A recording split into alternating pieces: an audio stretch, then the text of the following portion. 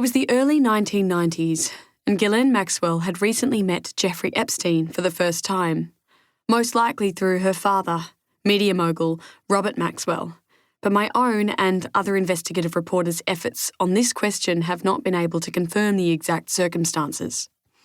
Soon after, Ghislaine started an intimate relationship with Epstein, and they were a couple for many years.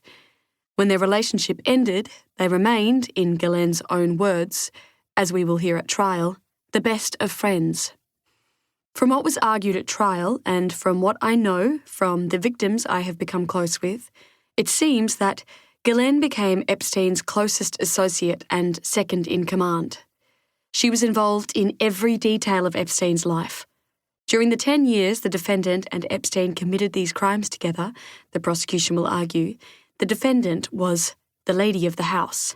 She ran Epstein's various properties, hiring and firing employees. She imposed rules, instructing employees not to speak directly with Epstein or with other people visiting Epstein's homes. When she took charge of these homes, the rules for staff were strict.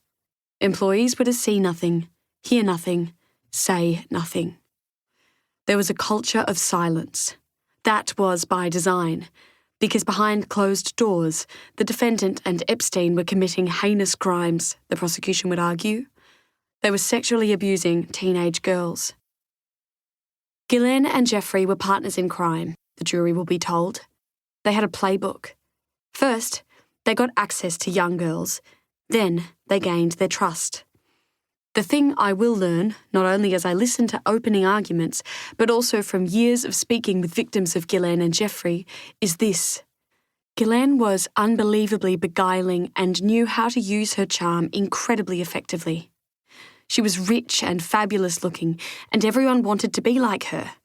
She was well-spoken and clever, and her Oxford accent made her magnetic. This is important because here's what I've also learned about Jeffrey from the victims who, unfortunately, had to spend so much time around him. He was an introvert. He hated socialising. He was not a charmer. That's why he needed her.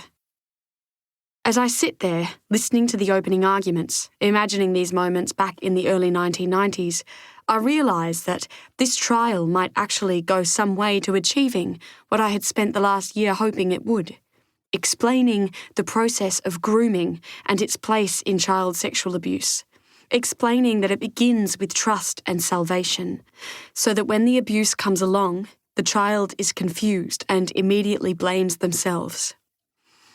Some of the girls had difficult home lives and came from families that were struggling to make ends meet. That's why they were chosen. Ghislaine and Jeffrey were wealthy, powerful and well-connected, and they flaunted it. They made sure everybody knew that they held court with billionaires and presidents. They made young girls believe that their dreams could come true. They figured out what the girls wanted to be when they grew up, and they promised to help, to pay for school fees, to pull strings so they could become actresses, models, professional musicians. They made these girls feel seen. They made them feel special.